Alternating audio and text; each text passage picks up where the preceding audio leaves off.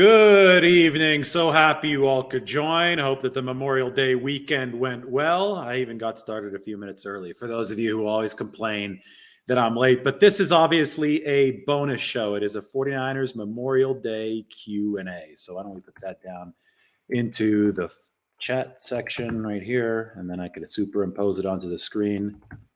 Any questions that you have that are about football, please do send them over. We're going to be talking football here for as long as it takes. Probably not going to be the longest show. I'm going to gauge how many people are online. It's always tricky on days like this at the end of 3-day weekends. Sometimes people are all in bed. They're tired from the weekend and they're happy to have their phones open and they want to watch a little 49ers action. Sometimes people are just too drunk after the weekend, so they're not looking at their phones. So you never know. It's going to be a grab bag. I see as we started here, only have like 10 people on. So might not be the longest show, but that's good for those of you who are in here. I could have a little bit more of a personalized approach to answering some of these questions. Just as I said that, we doubled up to 21. So, hey, maybe we will have some people on this show, but I will go ahead and answer Ben Sharp's question to begin. Hey, David, what training camp battles are you most excited to watch this offseason? That's a good question. I should probably get my depth chart open here. I'm not going to superimpose it on the screen, but I'll have it just as a handy note. I guess I could, it's like cheating on a test. I could take a look at the depth chart while I'm answering your question. As far as position battles, well, running back's going to be interesting to me because I just want to know what the pecking order is going to be, right? So at running back, you have a committee that's going to play for the 49ers. People are going to view the running back battle as this guy's going to start and he's going to have all the snaps kind of thing. And people always view it that way. They always want to know who the starting running back is, probably because they're into fantasy football, kind of like Tommy Pham and Jock Peterson. But they probably want to know who's going to get the most carries for the 49ers. Well, Jock Peterson had Jeff Wilson Jr. on his team. I want to know where the 49ers are going to be as far as their running back rotation moving into the season. Now, the problem with training camp is that the 49ers don't tackle to the ground. So we're going to have to be paying attention to the preseason games, especially to see where some of these more marginal running backs are as far as what the 49ers think of their potential involvement in the offense. I think all things considered, the 49ers would like a relatively even distribution behind number one. So I think Elijah Mitchell is going to get most of the carries. But behind number one, I think between Ty Davis-Price, Jeff Wilson, Trey Sermon, maybe even JaMychal Hasty, the 49ers are going to want to evenly disperse some of these carries so that they stay fresh throughout the course of a 17-game regular season. So I'm looking forward to that battle, which probably will be fought during preseason games to see where the 49ers view their running backs as far as ability to break contact, ability to find yardage, ability to pass protect, and how that whole room is going to shake out. Obviously, I'm interested in the receiver battle for the final spot on the roster. Is a guy like Malik Turner going to make this football team? Or is Marcus Johnson going to make the team? Or are you going to have a guy like Tay Martin or Taser Mack? These are two undrafted free agent additions to the 49ers. Are they going to be able to grab the 6th or 7th and final wide receiver spot, depending on the way that the 49ers go there? Then obviously the offensive line is huge for me. I always talk about O-line. That's why I didn't want to lead off my answer with O-line. But, there's so many moving pieces here. We're still waiting on word from Alex Mack. June 1st is just around the corner. It's going to be on Tuesday, right? June 1st? No, it's Monday right now. So on Wednesday, we'll see June 1st. That might bring some impetus to a potential retirement decision. The 49ers might release Dee Ford on June 1st. That pertains more obviously to the defensive line. But basically, the more questions we have answered as far as the 90-man roster goes, the better setup we'll have entering training camp for a potential offensive line battle. And that obviously has a lot to do with where Alex Mack is at. If he retires, then the 49ers have an opening at center. Jake Brendel's probably the favorite to take it there, but Daniel Brunskill may be in the mix as well. So then you talk about where do young players like Aaron Banks slot in? Probably left guard, right? Based on my conversation with Chris Furster last week. But a lot of other stuff can happen because you still have Colton McKivitz. You have Jalen Moore on the roster. You have the rookies, Spencer Burford and Nick Zakello on the roster. So that whole offensive line room, it's going to be fascinating to see that unfold in training camp. And then finally, the D-line. I mean, they got 16 of these guys on the roster right now. there are going to be some good names sent packing at the end of training camp before the regular season when it's cut down to 53. So let them battle. Let's see who the best man is. Let's see who the best men are, because that's going to be a fascinating and crowded position battle. Mike asked a good question right here. Do you expect an answer on Mack by mandatory camp? God, I don't know what to expect with Alex Mack anymore. And I'm going to be very curious to see what happens on June 1st as far as some of this contractual stuff goes, because I do think that if the 49ers are planning to release Steve Ford, it obviously makes a whole lot more sense in 2 days than it does now. It could save the 49ers an additional $8 million or so by doing it after June 1st, because you push a lot of that dead cap hit past 2022 into 2023. And for Alex Mack, the savings are more nominal, but if he does retire after June 1st versus before it, well, then the 49ers do save about, I think, 1.2 or 1.3 million more of 2022 money. So it is an inflection point, but I don't know if that affects Alex Mack's decision-making process. George Kittle was just joking around last week that, he was at Alex Mack's wedding. It was at a castle in Ireland. And he said, my wedding gift to Alex Mack was for him. I don't understand how this is a gift to Alex Mack, but it was for him to be allowed to play one more year by his wife, basically. So maybe Alex wants to play. Maybe his wife doesn't want him to play. I don't know. I'm just, speculating right now. But obviously Alex has put in a lot of time at the NFL level. If he does return, it'd be year number 14. And what we don't know is his timeline of deciding. Now, I did ask Chris Foerster, the 49ers offensive line coach. I said, hey, if there's anybody that can miss this offseason program and come in late during training camp because he can't decide whether or not he's going to retire, it's Alex Mack, right? And Chris Foerster really agreed with that sentiment, because he's such a grizzled veteran, because he's so smart, because he's been around the league for 13 years. He knows Kyle's system. Alex Mack is the one player who can kind of string the 49ers along a little bit. Now, it would be a problem if he strung them along and then he said he was going to retire and the 49ers didn't have a contingency plan. But I really think they believe in Jake Brendel, and they believe the front runners for that job, if Alex Mack does retire, are Brendel and Daniel Brunskill. They want to go veteran there. They want to let the rookies learn and develop. So I do believe there is a lot of faith in Jake Brendel after he made the team last year. He's a vet.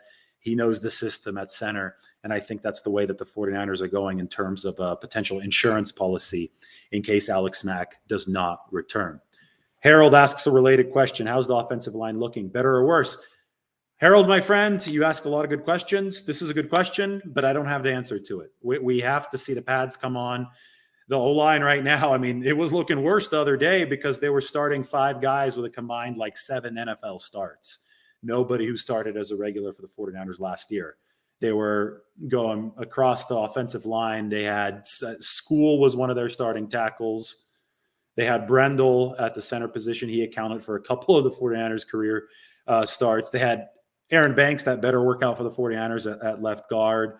They had McKivitz thrown in there. It was just, it wasn't an offensive line that the 49ers want to play with in 2022. So we have to wait to see how this unfolds, because McGlinchey's on track to be back. There's a lot of guys that still need to return, and Alex Mack still needs to make a decision before we can make very educated and, just reasonable evaluations of how the offensive line is looking.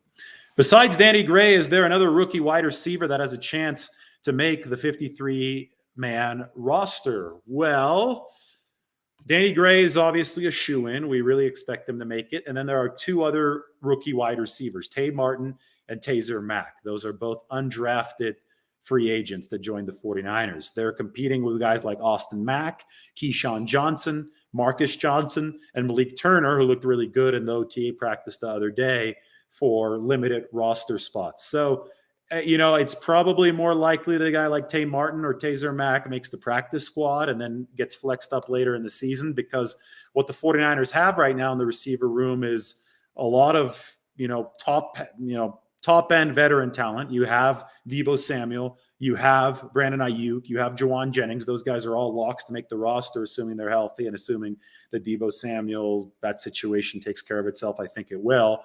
And then you have Danny Gray who's going to make the team. And then you have Ray McLeod, who as a specialty weapon is going to make the team. So then you already have 5 slots filled just with those players. So assuming nobody gets hurt, assuming no funny business, there's probably only 1 slot left unless the 49ers take 7 receivers, which is theoretically possible but unlikely. And that final spot, there's going to be veterans vying for it, like Malik Turner, who's looking good right now, like Marcus Johnson, like Keyshawn Johnson, Fresno State product who played for the Cardinals, like Austin Mack. So you're going to have Taser Martin and Taser Mack fighting for that last spot, which means that it's more unlikely than it is likely that another rookie not named Danny Gray makes the 49ers 53-man roster.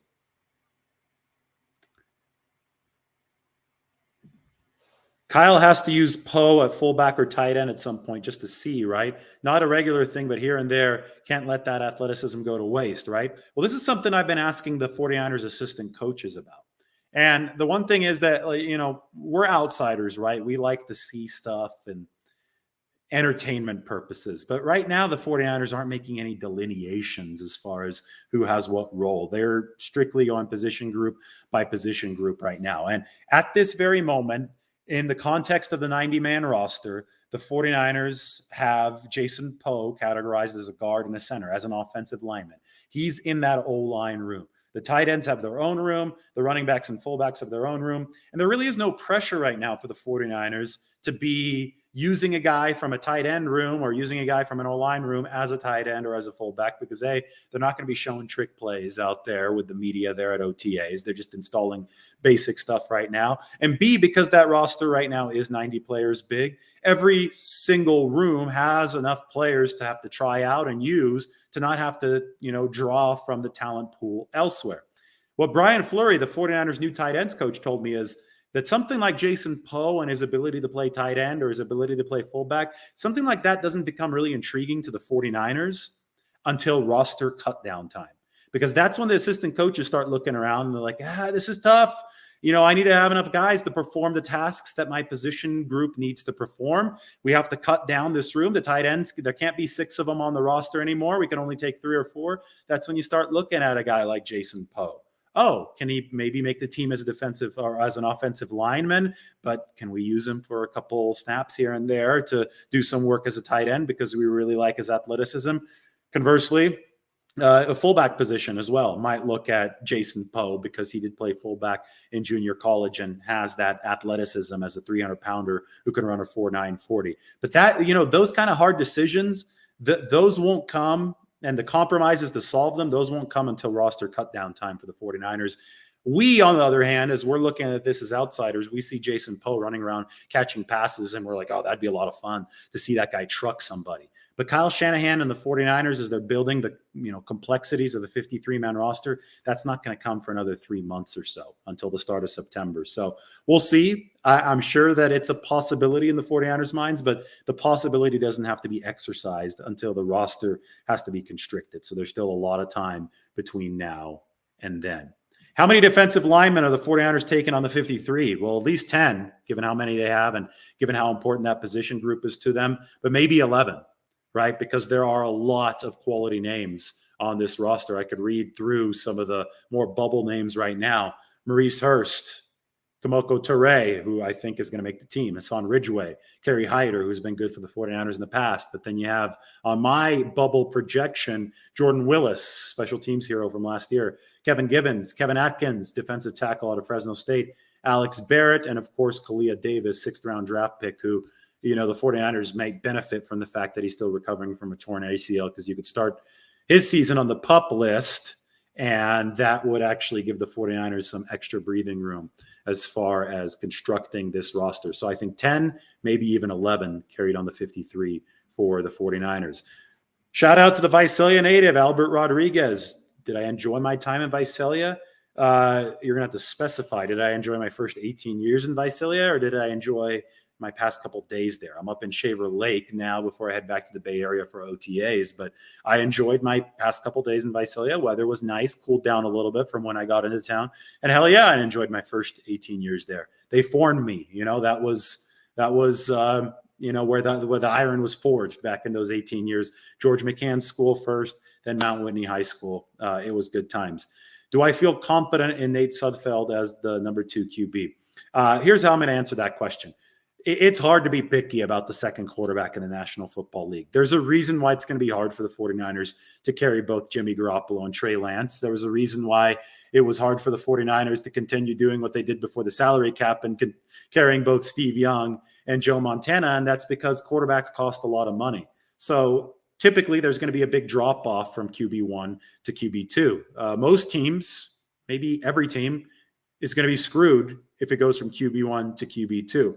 Stories like the 2017 Philadelphia Eagles, who were okay even after going to Nick Foles, are exceptions. They are not the rules. So I think the 49ers are confident enough in Sudfeld as the number 2. I think the main job of the number 2, especially in this situation with Trey Lance, the presumptive number 1, is to be a good leader, to be a good mentor for Trey Lance, to help him ease into that starting job. But let's be honest, if it comes time to Nate Sudfeld actually having to play an extended period of games, you're probably screwed. Just like every other NFL team is probably screwed if they have to go to their backup quarterback for an extended period of time. And hey, the 49ers last year were probably an exception to that rule because they had a bona fide starter in Jimmy Garoppolo, and they had a rookie that had a lot of skills. Let's put it that way. A lot of talent in Trey Lance. We saw Trey have to start a couple games. The second one went better than the first. If he had to start some more, would the 49ers have been able to keep on winning? Maybe, maybe not. He was still inexperienced, but the 49ers, by all objective measures, had a good QB room last year, right? The trick is keeping a good QB room like that together in the salary cap era, and it's tough. So at a certain point, if Sudfeld has to go out there, you just have to hope for the best. You have to hope that he's going to be better than his last action that we saw with the Philadelphia Eagles a couple seasons ago. Randall Riley says, I'm sure with our top 3 defense and the talent around the offense, if Nate Sudfeld needed to come in and win a game or two, I'm sure he could. And exactly, that's the thing. Your backup needs to be good enough to hold you afloat for a limited period of time. If he has to start playing an entire half season or an entire season, like Nick Mullins had to play or CJ Beathard had to play for the 49ers, you're in all likelihood going to be in big, big trouble. So it's about keeping it afloat, living the fight another day, and I think the 49ers are confident in Nate Sudfeld as far as that. Those of you entering the chat right now, why don't you go ahead and smash that like button, smash the subscribe button. I heard you could hit a little bell too to notify you when I come live. I got a really big week planned. I have a piece on Brian Fleury, 49ers tight ends coach, and so many more pieces coming this week. I have it all lined up. I took a little bit of time off. By that, I mean a few hours. I didn't take a single day off this weekend as far as getting on Twitter, interacting with you guys here, promoting some of my articles on athletics. So I hope you guys appreciate that. Hit that like button, hit the subscribe button, and I'll answer a few more questions before we all head to bed here on this Memorial Day evening.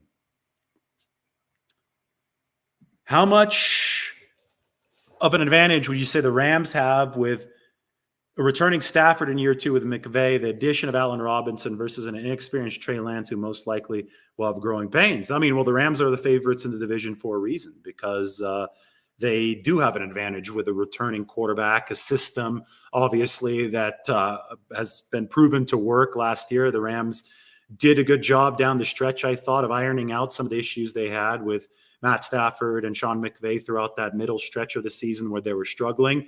And they have number 99, right? Assuming Aaron Donald's going to be back. So that always is going to make the Rams tough defensively. That being said, in the interest of balance, we have to remember that the 49ers have won 6 of the past 7 meetings with the Rams, and the one loss came by 3 points in the NFC Championship game.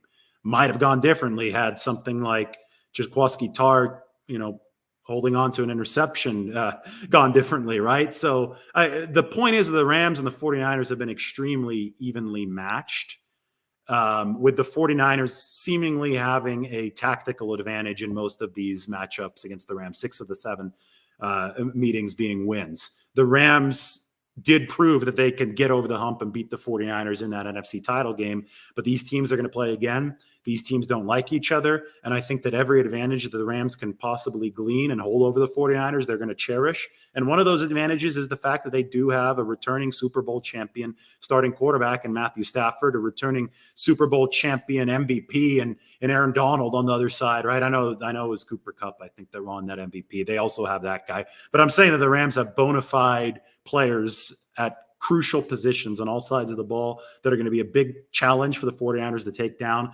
especially since, yes, Trey Lance is expected to have some growing pains. But the 49ers are also loaded, so I think this is going to be a titanic matchup. It already has been a titanic matchup, and I see that continuing into this 2022 season. I have that circled as the most intriguing game of the year for the 49ers. When they host the Rams, I believe it's on Monday Night Football in October. That's going to be must-see TV to see how, two stacked rosters are able to go at each other, and to see how presumably how Trey Lance is able to enter the rivalry in his first go-round at it as the starting quarterback. One thing that the 49ers might have going for them is that unfamiliarity with Trey Lance from the Rams' perspective may give the 49ers some benefit of surprise, right? Some schematic wrinkles they can throw at LA, and we know how important these division games can be. So we'll see. It's going to be great. I think that both the NFC West being this strong, having teams with loaded rosters like the Rams and the 49ers do at the very top, with the Cardinals also threatening to make some noise. I don't think the Seahawks are in much of a position to be a threat this year, but those three teams at the top of the NFC West, it certainly makes for some compelling football in that division. All right, so that was cool. We got a Rams question here. Another one here from Alberto Rodriguez. Love and appreciate your content. Oh, sorry. I thought that was a question. I didn't mean to put somebody kissing my ass there. No, I'm just kidding, Albert. But no, I appreciate it. I didn't mean to put that up there. But good stuff. Let's see. Ian Sharp. Rams run defense and O-line were better in the NFC Championship game. Absolutely. That was the key in the NFC title game. I talked about this a lot after. The Rams were able to stop the run, and they were able to run on the 49ers in the first half. The 49ers, some of their players took exception to this. When I asked about it at the post-game press conference, talking about how the Rams were able to run in the first half, and they weren't able to run. They actually were. They saw over 4 yards per carry in the first half. Now, the 49ers stonewalled them in the second half, but the fact that the Rams were able to establish that run game in the first half allowed them to win the arm wrestling match. They won possession. They controlled the flow of the game. They were able to put the 49ers defense in position to be exhausted, which it was by the fourth quarter when the Rams made that comeback. So I thought the Rams really planted the seeds of that victory in the first half with how well they were able to run the football in the 49ers. And it's important to play a full 60-minute game. And, you have to give credit to the Rams and that game plan and executing that game plan throughout the first half to set themselves up, even though they didn't have a lead at that time of the year. The Rams are in trouble. Trey Lance is about to light it up. Very possible. We'll see what happens. That's why we all watch, right? This is a good point from Randall Riley. The 49ers have a much improved secondary this year to combat the Rams' offensive weapons. Yeah, the D-line might be deeper for the 49ers. It was playing well down the stretch last year, so we'll see how much better it can be down the stretch of this season. But the fact that the 49ers will have, if they're healthy, Charvarius Ward and Jason Verrett and Ambry Thomas and Emmanuel Mosley, we'll see what they do in the slot. But, those are all important things, though, right, with Cooper Kupp lining up everywhere. It seems that the 49ers have more firepower in the secondary, which will be important to compete with the Rams this year. Always believe in yourself. Hit that like button, everyone, and subscribe if you already haven't. Boom. Very good stuff. He believes in the channel, and he always believes in himself. Can you explain what the specific concern is about Trey Sermon? We traded up to get him. Is that correctable? Any sign he's uncoachable? Hey, it's been 1 year, right? It really, let's wait to see what happens here in year two, because sometimes there is that sophomore jump as far as comfort within the playbook. And with Trey Sermon, I've talked so much about the 49ers running game evolving with Trey Lance presumably taking over as the starting quarterback. And I think Trey Sermon is more built for the inside zone than that pure outside zone burst. I think he's got a little rough and tumble to him. He's a 210 plus kind of back. I think that he hit the inside zone particularly well when he ran for Ohio State. And I think it's entirely possible that the 49ers made a lot of draft picks in 2021 with the idea of supporting Trey Lance into the future and not necessarily getting a quick return in that 2021 season. So Trey Sermon's time to shine might be still on the horizon for the 49ers if you look at it that way. If you look at the fact that they've been drafting specifically to increase some of the bulk in that running back room, moving away from the 195-pounder outside zone purists to the 210 plus. Tyrion Davis-Price is 220 plus, to those kind of guys. And I think Trey Sermon might fit that mold. So as Tobin Ernst says here, I don't think you could count him out because I think the 49ers are an evolving team, evolving roster, and it all goes back to number 5, the quarterback under center, Trey Lance. So let's see how that offense evolves with him. I just put out a video the other day. How will the 49ers offense evolve with Trey Lance under center? And the usage of running backs is a big, big component of that. Very deep this year, running back. Definitely need that depth, the amount of running Kyle likes to do. Take pressure off Lance as well. David, if you were the offensive coordinator, head coach, how many design QB runs would you run per game? Risky. I wouldn't run too many. I think it is very risky. I think they ran too many against the Cardinals, but Trey Lance's finger was broken, and the 49ers wanted to win that game back in his first start, week 4. So it's a tough balancing act. I criticized Kyle Shanahan for it, but I also understood why he did it, and broken, chipped finger for Trey Lance, inexperienced passer. You wanted to win the football game. You wanted to use his healthiest strengths, but then he hurt his knee. So you have to use that weapon. You have to use the threat of it, but you also have to minimize the overexposure to Trey Lance. So it's a good balancing act for the 49ers. All right, guys, I'm going to answer one more, then it's time to get going. Underrated possible X factor this season, player and position group. Let me think for a second here. Let me look at the roster. Let me answer your question thoughtfully. So while you're waiting for me to answer, why don't you like and subscribe? I'm looking at the depth chart. He wants an underrated X factor this year. I'm thinking. I'm going to make this good. I promise. I'm going to make this good, then we're going to sign off. The underrated X factor for the 49ers in the 2022 season. Ray McLeod. Ray McLeod is my underrated X factor. I was thinking about saying somebody like Kerry Hyder on the defensive line, but I think the defensive line is so stacked that they're going to find a way, even if one guy can't prove to be that X factor, somebody else on the line is going to be able to plug in and do the job. I think Ray McLeod, nobody's talking about this pickup, but this guy has been a very, very good punt returner, and the 49ers badly need stability in punt returning. And he's also potentially able to give the 49ers some juice in the kick returns, and they badly need some stability there. Special teams needs to get a whole lot better, and if it doesn't, the 49ers don't have a chance, especially breaking in a new QB. So Ray McLeod is going to be part of the effort to make the return game better, and the 49ers need that. But where he really intrigues me is as a gadget weapon in Kyle Shanahan's offense. The guy's 5'9". The guy is more quick than he is fast. But boy, the 49ers have a pure speed weapon in Danny Gray. They have a big bruising gadget type weapon in Deebo Samuel. They have running backs who can play receiver, receivers who could play running back, and tight ends who could do both. But they don't have, and they haven't had that. I guess they do have it now, but they haven't had that one kind of change of pace, little shutterbug kind of a weapon that Ray McLeod can definitely be. I'm really excited to see how Kyle Shanahan uses Ray McLeod in the offense, and I think he could be a piece that binds the creativity of the attack together. So that's my answer. All right, guys, this has been the 49ers Memorial Day Q&A. We've gone for about 30 minutes. I'm hungry. I'm going to get some late night food. Then I'm going to go to bed. Then I'm going to go to bed in a hard week of 49ers coverage. So I hope you appreciate all the content. Sub to the Athletics, sub to the channel. Why don't you hit that like button, hit the subscribe button, and why don't you have a great night? Happy Memorial Day one more time. Hope everybody enjoyed the weekend, and everybody take care. Thank you for joining the stream. Have a great Monday night. Hey, the week's only 4 days long now. Work week is shorter. Be thankful for that. Take care, everybody.